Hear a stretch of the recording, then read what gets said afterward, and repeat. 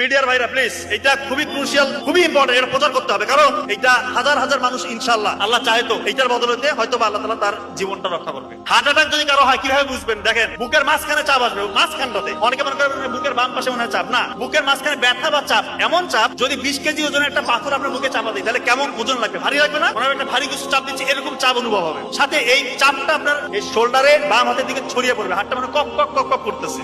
আপনার ওই সময় ঘাম ছুটবে, সাথে শ্বাসকষ্ট হবে এবং আপনার বই ভাব আসতে পারে এবং মৃত্যুর ভয়। এই কয়েকটা ফিচার যদি আপনার থাকে, আপনি কাল বিলম্ব করবেন না। যদি হাসপাতাল পাশে থাকে অবশ্যই হাসপাতাল নেবেন, কিন্তু অনেকের এরকম হয় যে হাসপাতালে একটু দূরে আছে।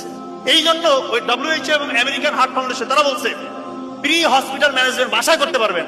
খুব ইম্পর্টেন্ট, অ্যাসপিরিন, একটা ট্যাবলেট অ্যাসপিরিন 300 mg চিবিয়ে খেতে হবে। অ্যাসপিরিন চিবিয়ে খেতে হবে, ইনশাআল্লাহ তার 50% মৃত্যুর ঝুঁকি কমে আসলো। নাইট্রোগ্লিসারিন একটা হচ্ছে স্প্রে পাওয়া যায়, নাইট্রোগ্লিসারিন মার্কেটে বিভিন্ন নামে আছে, ওইটা জিহ্বার নিচে 2 চাপ দিতে হবে। আর একটা হচ্ছে অ্যাটোরভাস্টাটিন গ্রুপের যে কোনো একটা ওষুধ 40 mg খাইতে হবে। আল্লাহ চাহে তো তার মৃত্যুর ঝুঁকি ইনশাআল্লাহ আপনি 70-80% বাসার মধ্যে কমাই দিলেন, এরপর দ্রুত হাসপাতালে নিয়ে যেতে হবে।